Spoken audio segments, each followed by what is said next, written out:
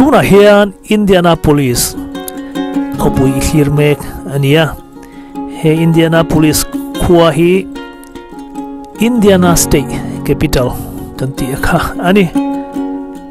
tichuan USA State somnga zinga he state hi alien ber som thum pariat na ania mihring tamzong pon som pasari na ani pahial ani unemployment na neilo rate hi 3.2 velek ani na neilo an tlem hle mai ani mihring tamlam population a hian 6.7 million ni in 2019 akhan record mutur a oma an governor hi Eric Holcomb ania ani hi Republican Party mi rum tak ni in riat ani bok he stay a hian sale tax kan ti mai ani hi 7% ania sale tax rate chu kan riat thiam dan tur chuan dora kan vakala thil kan valeita a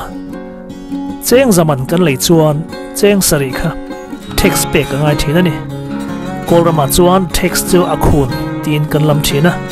cheng zaman kan lei chuan cheng sari kha akhun kan song don tina alo ni ni chu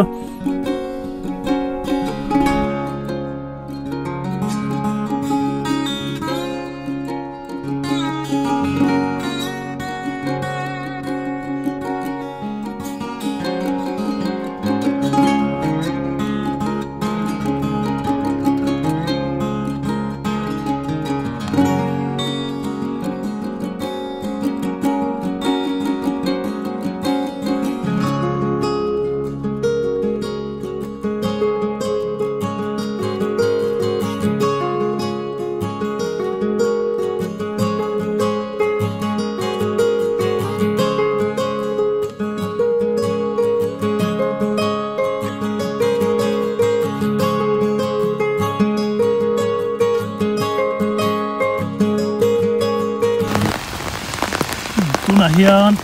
Dr. Roding ate kota ading me ka hei anin chunga leng lu dona ma ne interview nei tu ani nge a anin chung lam anin malam ko moi kho mai he an felani an pangpar huam te moi em maya aru asur bok den anin malam garot tilam zot ani he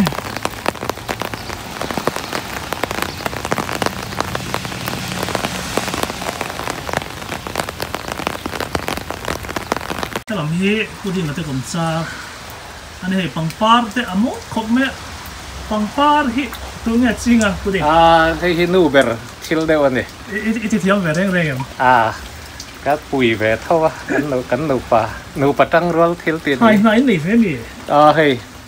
kan lu zong dora om lu si te America kan li isu so ni chang kha ta ani a apa sel five hi apple cũng này hui rai ra lo kumin he par lai ra thi na mi kum tin ra par lai cái nên kumin khat qua vọt lệ thu ta sa pe ra ne pe sa lai không này ra pe om kumin sa ra vak lo này ran phang ma te kan ching a hui tôi lo nga mai te phong lo hu phang ma zo kan ma thế hi phối nằm tới gần xin nè phối nằm chứ khơi mỏ hay thế này khi làm khi tomato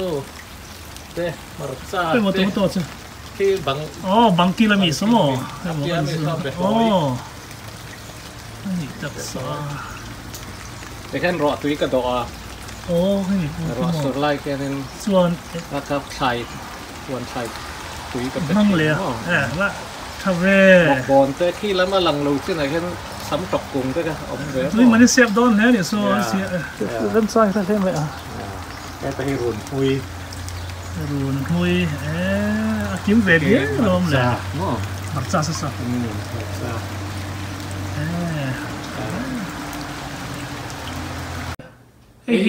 hi puputa dai film art gallery Aizol อันเนี้ยกับปูอันเนี้ยกันนูนาวสุเมเซียอันเนี้ยอีจ่าแข่งทักที่ไหนมา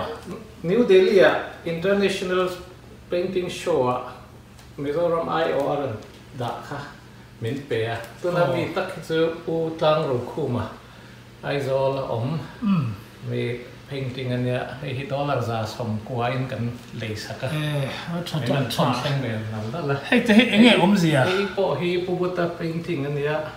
เองเล่มไงสุดๆก็เฮลโลซีนิกลังมิโซรัมความิโซคเตะขัดส่วนให้ปาทลักเตะเนี่ยกับปาออกมาไอ้หนูส่วนเนี่ยอะไรส่วนแห้งเหี้ยแห้งเหี้ยก็ต้องเป็นขาช่องโอ้ยพูดจะจังเนี่ยให้มีอีฟ้าไปนะอาบาให้ฟังกี่ค่ะเนี่ยใช่เลยส่วนMizo Society of America ไอ้ MA กับหลักจุมา MSA Mizo Society of America น่ะจอยมอยน่ะมันเป็นไอ้ตัวเต็งไอ้กันช่วงกว่าสามกับกว่าสมรูปเรียกกันมากับป่าฝลามาลากกันนี่ไอ้ลำเปิดตัวให้เก่งมากกันเนี่ยให้กอูอุปเบอร์ให้เก่งมากพูดโดนแล้วมั้งจะโดนละเนี่ยเก่งมากกันเนี่ยไอ้จัดชิงตัวดักตัวชิงไงตัวชิงไงให้ดักตัวหล่อมาแคลิฟอร์เนียก็เชียร์ไม่เต็นละเพียงหันเลยหันมาสมรูปเรียกเนี่ยละลากกันเนี่ยที่ส่วนฟ้าประคัดตรอยนี่ฟ้าประคัดในกลุ่มซองปฐุมธานีเจ็บส่วนคนทลาบส่วนสุดตัวแม่เฮ้ยกันดูป่าดูเล็บป่ากับผู้สอนจุน Battle Creek Michigan State USA โอ้แล้วตัวไหนที่พูดถึงอินเตอร์เน็ต会有那种นาปันนี้ก็ถกก็ติดชีนะบริษัทดนนะหนามองนาประคัดจอกซื้อ full time ก็ถอดซื้อ Indiana University Purdue University in Indianapolis อันเดีย IUPUI ที่ Collier University เขียน Dental School ฮัดดักตัวเจอร์นะ College Dental College เขียนที่ตาเขียน Oral Health Research Institute อันเดียจะมีส่วน laboratory research technician ก็เท่ากับจีงตั้งเงินหลายเช่นแต่ส่วนpart time อันนี้ telephone นี่ต้องเล็ดนะกันเท่ากับก็เท่ากับไอ้ telephone ต้องเล็ดนะเราเจออเมริกาปุ้งปุยตั้งเงินเหมือนกับว่าแคนาดาแต่ตั้งเงินอังกฤษตั้งแต่การ telephone ต้องเล็ดนะก็เท่าเจอกันเท่าอันนี้เป็นไหมต้องเล็ดนะส่วนต้องเองสั่งเนี่ยต้องปานากันเลยตากอลต้องฮัลคัดต้องเตดิมต้องฟลามต้องเดมิโซต้องโม่ค่ะเทเลโฟนอินอาการอมาแต่ค่ะนี่ก็อบยานี่ค่ะเราเล็กสักนั่นเองส่วนรัมดังสิส่วนเทเลโฟนมันจะรอเจอนะinternational ที่เยอรมนีต่างๆสิจะอังกฤษตั้งแต่เป็นก็ว่าแคนาดาตั้งแต่เป็นก็ตั้งซอกเองตั้งเนี่ยซอกซื้อดำโดยอินะดัตตอร์เล่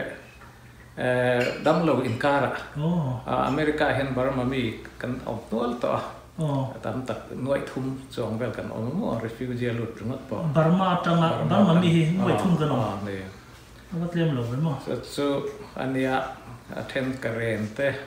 กอลเตชินเตมองซึ่งจะหาสัตว์นั้นตอกทีนะกอลสัตว์ต้องเทียมหรอกอลต้องเสาเทียมชินต้องเสาเทียมเต็มเสียข้างเขาดำโดยอินาเลยออฟฟิศสันกัลเฮียน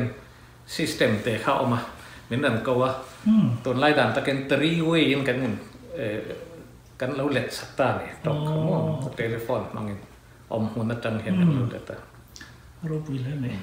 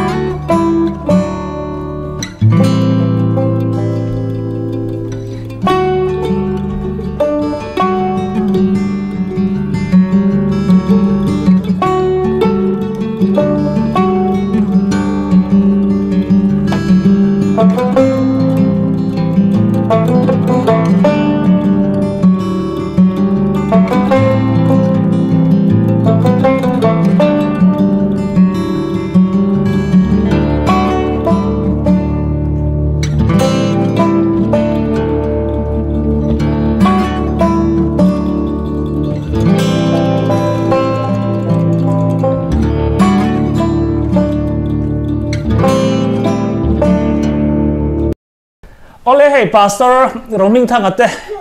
in chunga ko mega ani hi mizo Christian church pastor full time athok mi pani jinga pakhat kha ania tuna henama in chunga tangya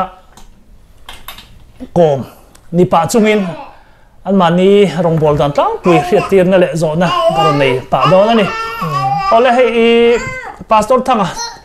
ko than rongbol na hian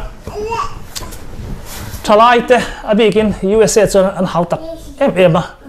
kar laka swaswal na lo rem chang sia hemi mizo abikin mizo Christian church ko thana hian har sat na zual inei te enge soitur inei nia har sat na hanti khan nia om ve neu mai thaya e rongbol na zona e kan ngai poi mo ta na chuan nia thalai han soi angin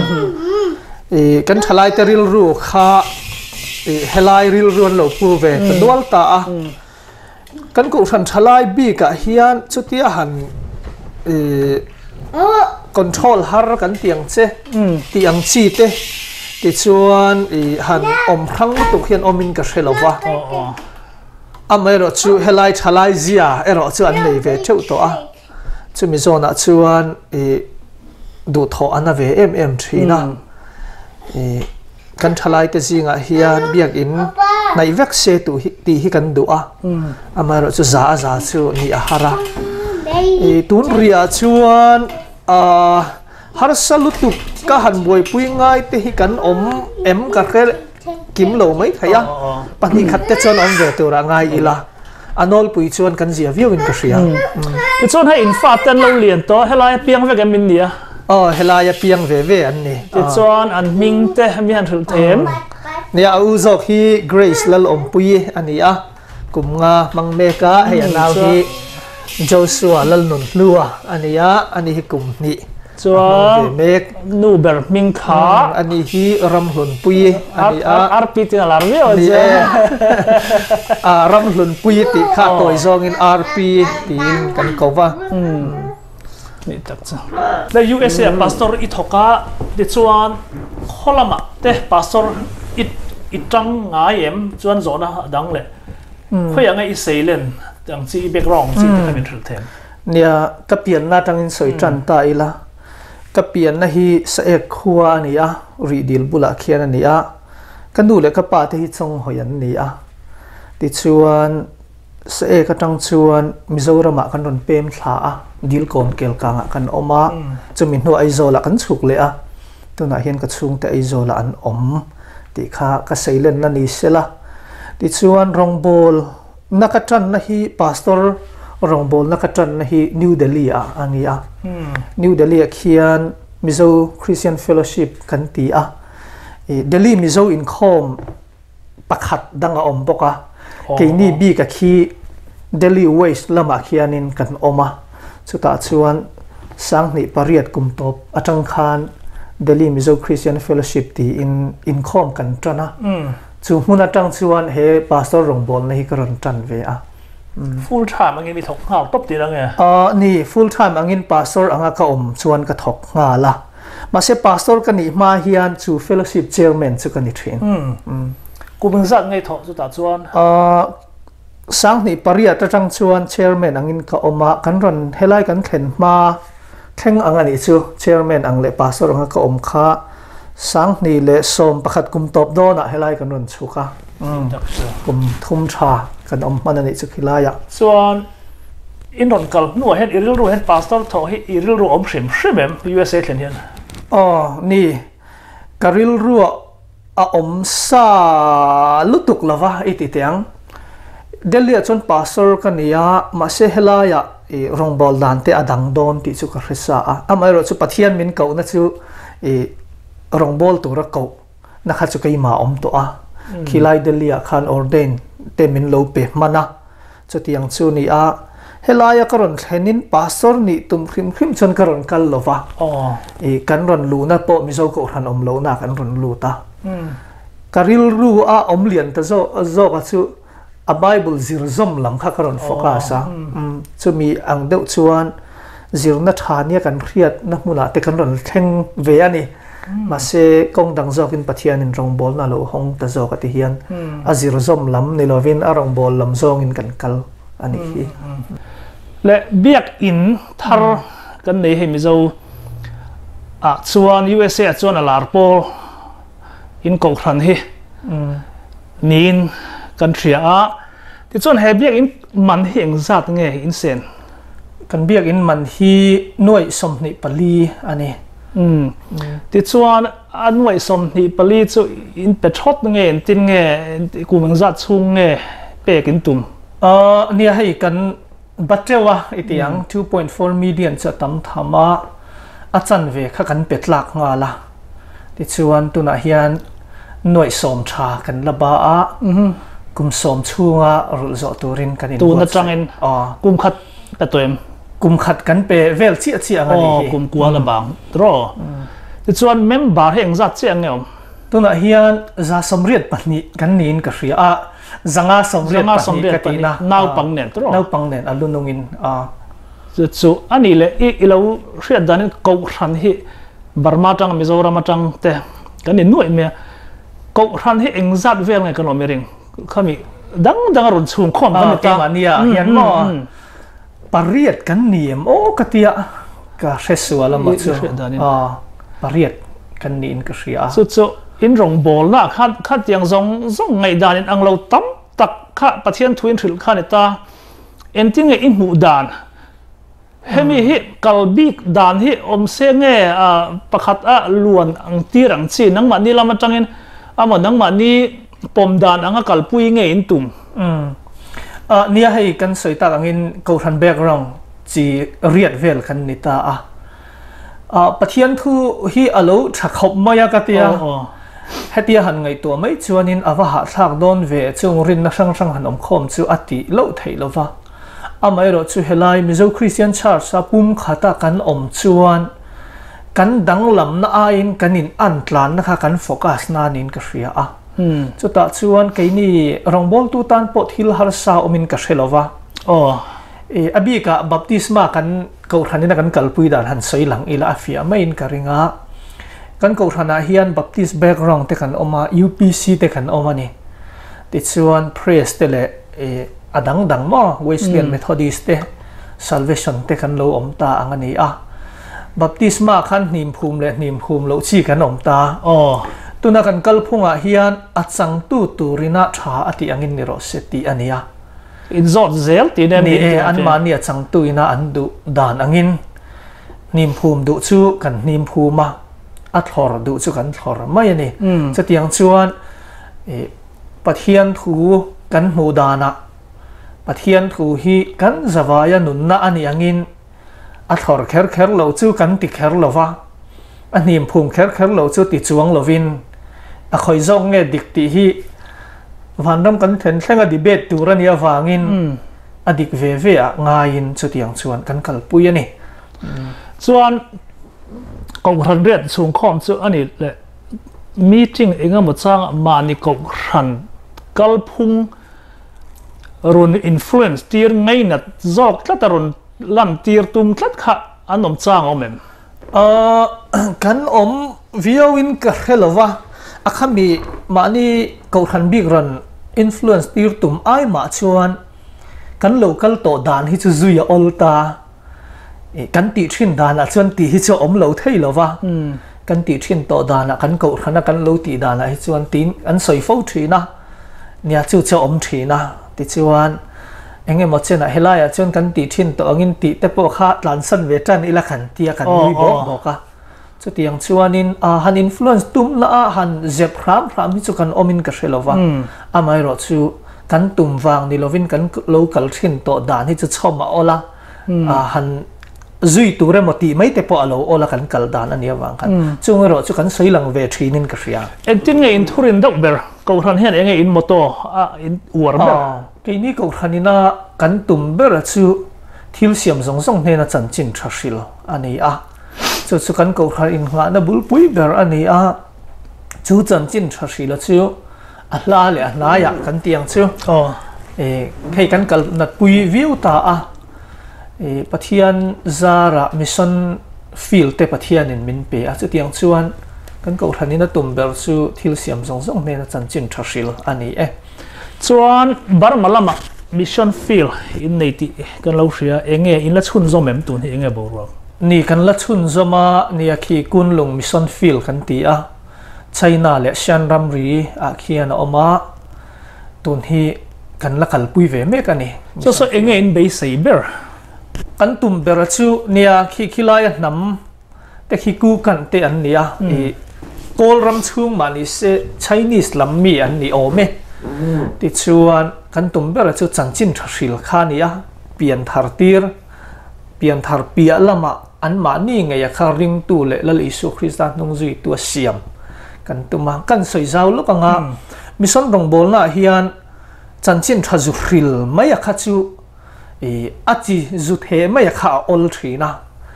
aron triak lo en kol le zela kha apoimo nin kan hmuwa wangin tun ma a bial rang ranga rong bol thin kha tun chu mission field mun nget na yang uti kha ni le tu na kan focus ber chu no pangte an lania kan missionary te hi zirtir tu angin no pangte zirtir tu an tang ta a heng zat chiang nge tu na hian missionary thok mek full time hi panga an oma tu na hian pathian in remati chon patni in an bel do na pastor ordain field in charge to te po tun hi an chuk don me ka ni chu tiang chu ni a kan han tum ber chu no pangte ne na nget ta ka chan chin tha hrila an ni chu Christian an niang an piang thar mai ni lovin an ma ni kha rong bol tu an ron ni let le kha kan be saya ara ero kan be sai angin a rang lo mai thaya hun anama mo deuh mai thei kan han tum ber chu chan chin tha an riat nu a rong bol tu an ron ni kha kan be sai Christian ron ni ta se ani chuan ring tu an ron nianga ko thon kha chu an del ve nge ngai do na ko thon khat khata so mi ko than va loi na tur zela kha he ko ran hen buai puin tum ngen tin nge ke ni na tu na kan plan ria chuan chan chin tha hrila an ma ni kut ke ron din tir thei dan kan ngai to a amai ro chu kan ko khan angin member an ni ngai tu ra ni ti chu kan nei lova tu na hian kan mission field amin tho sak tu akhilaya amanei lo buai pui tu kha en ko khan nge EMC ko khan kan tho pui ya an ni kan hu fu lo pui kan van na ya an ni in a member zong a chon tha an tiang in an kal pui thaya kan nga ya ti chuan an ni po hian kan member ni kher kher ro se an ti chuang lova khilaya arem changa pianga an loi thei dan tur kha chon ngai to sak donin kan ria ka soi zau tak ang khan pastor puitling reverend in tun so op to dona an ni na op chuan ko khan pakhat khan ni chhongal ani deuh ber chu kan member ring tu kan nei tak te chan dam na ran chang thar piang thar te po chu tiang chuan ani na kai hruai thayanga keini na kan tin zon ber chu ko khan handina kan member ni ro seti lam ai ma in ring tu ni sela rong bol tu ni ro seti lam kha kan focus zo chu ni a chu kumeng zat chung nge hemi ko ran hian kan buai puyang tiang chi te limit te nei ome kan nei than lova long time hun rei tak tu ri kan hira chu tu na kan no pang tam tak te chu no pang mai an la ni a an ron nulat tlang wal huna rong bol tua kan mat hiran ni a kum rei tak chu alo anga kan missionary lak dana ero chuan tham khadi kum nga angin kan kalpuya chu vai khatan lu chon an manin an clean phot chuan kum nga rong bol turin kan be sai ani mase kha kha kum nga nu ato pang ni lovin an ma ni du ang zelin kalpui kan tuma a feel rong bol na tak phei chu hei pathianin malmin soma in le lo ta kan nei to akhilaya amuda ton hi hostel boarding school kan sa zo chia tuna hian no pangan om tan chho me ka chung te nia wang chuan akum zong chuanin kan soi mai theilo nga pathian remati ang ni sela kai ni bei seidana chuan rei tak ani ang chu chuan chung zong zong sen so hi in tin nge ko ran sum in mang nge tin mi mal tho khom a phur zual dok te ni ko ranin budget kan siam hian kumtira mission field tan budget kan da sa veka amero chui pathian a in puanga kan budget da sa man ngai mi alovin nikum anga te khan kan budget da sa man ngai mi alovin ko ran member atang le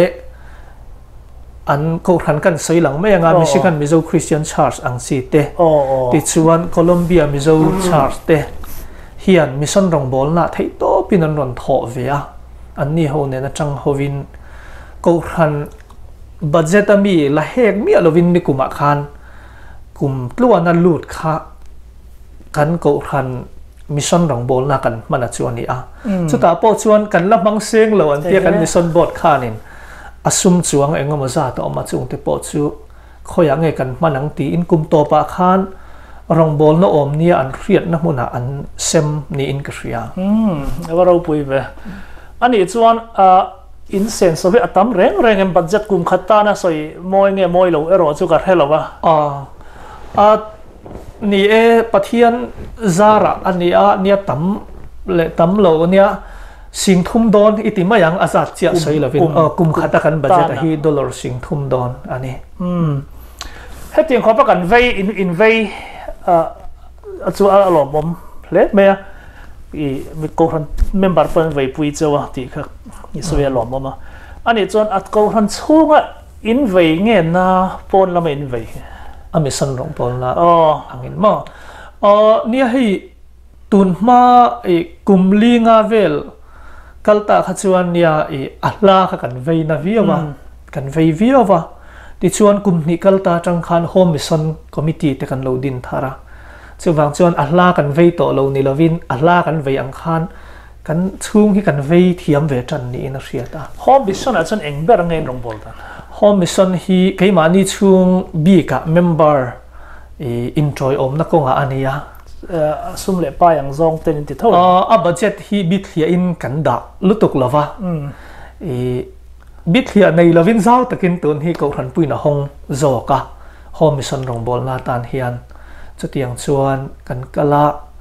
ko ran pui hian in kumina hen bit hiang cho nei na a chu kher ni ro seti anei in ka helova kan kal thiam anga zau taka kal to home mission eti ta ka chon home mission in din ma a in puyang tho khan in la pui nge in din to nuwa cho in pui fe zo home mission kan din nuwa hen apung zok ma in chan pui da na kha kan chan pui na mission field ta na kan tho chu hi apung zoka missionary te po lak bel kan be saya maseng khilama missionary kan mamong zat kan mulo deuh nin ka ria aton hi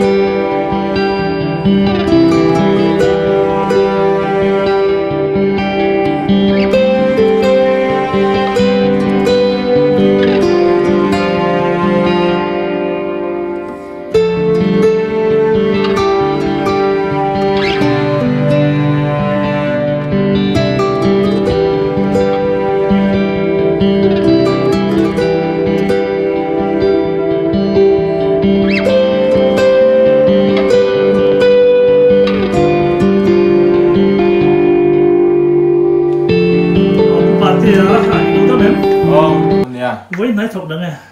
วันที่ก็ off off day ไปถึง off day ถึงซิม ก็เขาจะไว้ขัดเนี่ย วันนี้ Sunday และ Monday ก็ off ส่วน in full time ยังไงทอตัวจริงๆ อ๋อนี่แหละนี่ขนาดดาการสมรีโจงยังไงทอดานี่เราการขนาดดาการสมรีกัน busy ตานะเจอเนี่ยไหมส่วนออเดอร์นั้นเจ้าเฮ็ดอินวัตถุเนี่ยนี่รันเราจริงๆ schedule กัน company เฮียนมีเรา maintenance plan เฮียนในตามมั่วก็มี maintenance plans เลยหัวขาที่กันกุมขัดไว้นี่เต้กุมขัดไว้กันเต้ที่กันmaintenanceกันทันตีสักโอ้แล้วก็ customer เฮียนงาวางินกุมกลวนเฮียนตีตัวเรามาเชื่อมตัวในกันที่ขณะนั้น schedule สร้างก็จะจะกันกัลอันนี้ต้องไม่ปล้ำยังอังเราเดี๋ยวเล่นเองเองเสียงแบบตัวนี้ถอดไปเองนี่heating and cooling อันนี้ตา HVAC AC และ heat ลำพังจะอวดเละลุงใครคอยเจอแล้วก็นี่อัตลังปุยอินวัเสียมเฮียนดาร์การ์เตลง่ายอินเสียมดาร์การ์เตลเสียมง่ายอังจีเฮียอมตัวมารอจูกัน company เฮียนกันเองกันหันทักโดนที่กันจนดาร์การ์เองใจเงี้ยฮิซับเงี้ยที่กันอันเราชุดซับก็ที่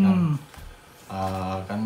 ไอตอมหุ่นกันหันเสียงโดนดิจนกัน dispatch กัน call แล้วจนอันนี้จนดาร์การ์นั่งนี่อะไรจวนอินโลกให้บิลโดนทั้งเสียขัดจัดกันชอบเจ้าเสียตรอนี่แค่นี้จะเอาลิงกันถกตาอันนี้จักจัวจวนวอดเงี้ยเช็ดตั้มลุ่มลำปังAC เชียร์ที่ตั้มซ้อเกี่ยมา experience จวนเอ็งไล่เงี้ยเช็ดตั้งปุยอีกเสียเช็ดตั้งปุยจู่ไอ้นางเราก็ไม่ลีกเห็นนี่ถูกตั้งปุยเกสลีกมั้งเกสลีกที่ตั้มเขาไม่เอ็งฟังเนี่ยตั้งปุยเราเรย์ต่อฟังเต้เราโคดเรารีต่อฟังเต้อมเวทัวจนฉันก็จะ manufacture defect อมเวทัวตั้งปุยเนี่ย evaporator กวนอินช่วงมีจอกที่กวนที่ลีกดูตั้งปุยพวกเขาส่วนการ company เฮียน new construction นั้นตีแต่ละวางเฮียน warranty ที่กันคอยเตลบอกว่า warranty กันกุมันสักใน warranty inspection bill ดาราจีรินันนี่ฉันกัดสุกุมขัดเนี่ยฉันกัดกุมนี่ฉันกัดกุมทุ่มส่วนมันเตาโพลอินวัชร์เช่นเอ็งซัดที่เงี้ยมันเตาโพลเลยเสียอินวัชร์ตั้มโพลเลยแค่นี้เขาจนอัดทาร์กันคลักเราตามว่า service กันนี่วางินอัดทาร์คลักเขาก็จะรันตัวเป็นนั่นอมตาขัดเตียงก็จะมันเตาโลโลตาแค่นี้จะเชี่ยมเจ้ากันนี่ตาส่วนเอ็งดูซัดอินว่าบิลเวงเงี้ยที่เงี้ยเขาบิลดังฮะ company เรทในซาเวกอินกัลมาตัวเองถ้าซาเวกเอ็มเมียเลยกันซาเวกบิลซัดพวกแค่นี้กันซาอังลุกจูนี่ไม่เอามารอจูกันเรียดซาเราอังจีเขาก็ customer แต่ก็ที่กันกันเกมอันนี้ system of pricing อมซานี่จนกันโคว่าอมโลนี่จน office กันโคแล้วที่กัน office in price ไม่นอนทรีแล้วที่กันโคจริงอันนี้เลยน้าอมโลจ้างเจ้าของเวทเขาโดนเสียรุ่งโกโลจ้างสิเต้อินคอมพานีอมตกพลกเงินจริงเหรอน้าอมโลวิ่งกันไหนเราดีสิไม่ใช่หรอกันไหนเราว่ามารอจะสโลจ้างเห็นมินหอมมาตีร์ซออันนี้ส่วนอันหอมมาตีร์เจ้าคันดาการสมริหลอยอินหลอดอินอันเป็ดเท่าเจ้าเองเป็นเราเป็นเราว่ามารอจูกันคอมพานีอันเล่นวางเงินเอ็นที่นั้นเกี่ยมานี่ service ละมาหน้าเราอมเราวันนี้ point ค่อยนี่มั้งอย่างเงี้ย new construction ate khoi ni min thon ko la our kim thei turin mo department dang ate min tho ti ra te kan in company hen mi zo in om dual ton ka ria miang sa ven om pasari vel zo no manga ani pesan tlang mi dang pesan tam vel ton tro mi zo tong mang lo tlang mi ke ni zo na om ka helo om lo sap le sap hoเป็นตั้มเบลตาส่วนนังมันนี่มินว่าไปตัวปฐพุยเนมอินเกลเฮียนกันเกี่ยมันนี่นั่นอีกล่างปุยอะส่วนเองจูเมนจ็อบจูหลังเจียนี่เราอันนี้จนคอมพานีนั้นเราบุกซาตาจะเตียงอันนี้เราว่าการหันกาลามีปัญหาง่ายอันนี้จนคอมพานีกันโฟนจนมีดังปะกันนันตีระที่กันอันล่างปุยจนมันนี่กันทักฮารินโซอัตานะมวยโลโปอันนี้สุกริงเจ้าหรอวะตุนมิทารอนลุดดอนตาเซนคอมพานีส่วนดาวและแห่งเตียงเกสบูร์ฮิเองตีน่าเป็นไงเนี่ยไอ้ที่ตุนไลSC ทาร์โฮวินามันเกสโฮนิตา R410 ติตามัวจุดเดียวสิ่งนี้เกสลุยที่มีเกี่ยวกับลักกอลไปแล้วว่า R22 อันเดียfree on ก่อนเดียให้จู pure on อันติตาส่วนไอ้ recovery เต็งอันเนี้ย call ชัวถ้ามี gas อมซาโฮอัน recover นั่นติตา claim เต็งก่อนติตาR410 ตันโจเนี่ยส่วนที่เราไม่ส่วนเองเนี่ยเข้ามาเตียงที่บ้านอยู่เนี่ยก็ด่านะโหเนี่ยส่วนให้กับ vacuum pump ให้มี call ที่ให้มี call vacuum pump oil คลักนะเนี่ย oil มอเตอร์อะไรเดี๋ยวเลยนี่มอเตอร์อินจิน oil อะไรเงี้ย oil คลักเนี่ยที่นั่นจูนะส่วนให้ที่ vacuum pump จู call ทาร์กันคลักนั่นนี่มั้งที่อพาร์ตกันคลักที่ยันก็เปิดไฟก็อะไรชูนามีโอยเสือก็ว่าเวกิวชัวร์กัดจูจีน่ากันสีตาละกันมันชินเนี่ยส่วนตัวนั้นก็ชุดนะที่อย่างเรา recovery machine นั่นเนี่ยcall ชูงา AC call ชูงา gas โฮจุกชวกตัวเนี่ยจ้ะอันนี้ตายังรู้จักกันปัดมันโฮ company นั้นไม่ปันนี้ company นั้นมี provide ไว้กันเนี่ยส่วนนี้แต่เห็น nitrogen แต่กันเนี่ยเฮ้ nitrogen จะค่อยมั้งเฮ้เฮ้ไร nitrogen เต็งกันนี่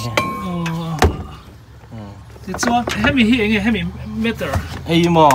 เฮ้ refrigerant gauge อันเดียrefrigerant อย่างเรา gas เตะนั่นอย่างจ้ะ gas เนี่ยเคลมเราเอ็นนะหมอไอ้ digital G เนี่ยดำพลักเดิมนะคะมีดิจิทัลฟันเห็นเป็นโจก้าปะมวยเฮ้ยไม่รูมสุดหลังสุดอินซงทีนั่งเงี้ยให้เรามาใส่เสียบโซ่ไอ้ก็เรียนด้านอาหารกราชนี่ก็เรียนทีมก็การเชียร์ตั้งอาหารปลาต้องเป็นอาหารน้องมันนี่ติดสักเดียวเดี๋ยวเรากันเลยมาเราติดสานที่ living room ปันนี้ไหนเดียวหรอที่เราสกอร์หลังสังเองสังเลยจะสนี่สิเราหลังสังก็สอบนิ่มตันน่าเหม็นมันเนี่ยกันหัวน่าจะเอาไว้นิ่มเตียงเราเชื่ออันนั้นเราตัวจะน่าหาต่อการขัดไว้ขัดตัวสุดขัดจนการขัดไว้ขัดตัวละสุดเนี่ยเราจะให้ฉันต้องการกับตัวนั้นเนี่ยตัวชิงกุ้งป่วยเรียนเลยไม่ล้มพี่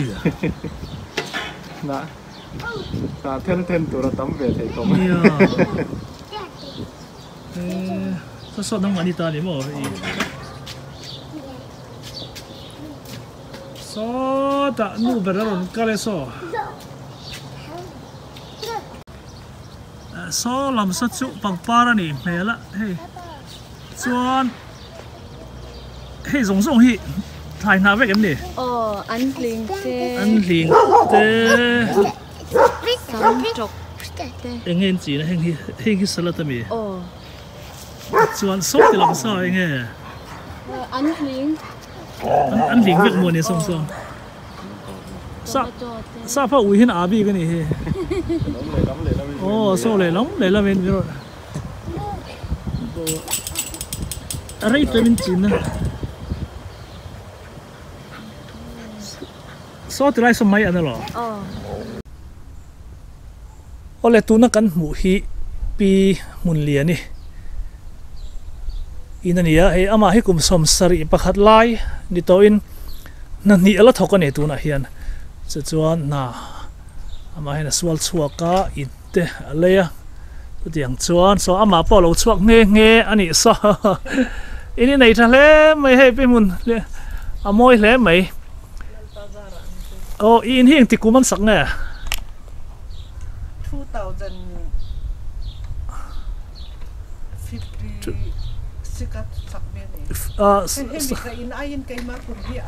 สังขจักว่าสมงาปรุกันสักตรออันนี้จักจั่วให้อารมณ์ปีอันนี้มออีเลยไล่ขันเองสัตว์เงี้ยนี่อีวันมุดล้อมอไม่เป็นเวหน่วยขันเล็กนี่เลยที่จะเอาว่ามักเวสิงกัวและสังนี่เล็กมือเลยเอาว่ามักเวที่ยังงัดถ่ายเลยที่ยังมักเลยไหมเราปุยเลยตุกเอาเลยให้ตุน่ะปีมุนเลียนี่อิน่ะกระเลงลูตาอามาเตจวินเอามาอันนี้เฮียฟาเตการาโพสข้อสรุปวินที่ชวนกุมสมสรีประคัดตุนที่นี่ตรอกุมสมสรีประคัดแข่งเฮียนให้ full time น่าละถกก็ทูจ็อบละถกนั่นนี่ละถกกันนี่จ้ะมีแต่มาละตุกอันนี้เสียเรียกไม่ให้ส่งมาปนสุดที่ชวนนัทดานเตะเอ็งวางก็ถกไงอันนี้ตีเตะเลยเอ็งวางให้เจ้าหันตีมาเงี้ยนี่เตะให้อีน่ะก็รู้สิละดูนะเห็นก็จอดโดนนั่นนี่เอ็งวางอ่ะน่ะให้เจ้ากุมสมสรีประคัดแค่ก็ถกไงอีนี่ตีข้ามยันรู้เตะเอ็งวางให้ตีมากก็ไตมากนัดฉันจูปะเทียนจาระเนี่ยมั้งปะเทียนนินดำนัดจักนัดเซลน้ำมินเปียจุดเลย USA รัมรันเซนจวนินนัดถอดเราว่าไทยเรากาฟ้าแต่อินมินก็ว่าให้ตากรันเซงอ่ะเอ็งมาเบเนฟิกกันไหนเราจุดเลยเอ็งมาเบเนฟิกกันไหนเราว่าเบเนฟิกไหนตัวจวนินอันมานี่ให้ลำดันอังินกุมสมนัดถอดตูกุมสมช่วงนัดถอดหนวดจบคันโอเคกุมสมช่วงนัดถอดจวนินเป็นสินข้าไก่ยังมั้งจุดเลย citizenship งาตาตูแล้วมั้งที่ชวนกุมสักไง US ไหนถอดตัว2011 December 16 นักรันเชง2011นักขันกรันเชง2011ค่ะ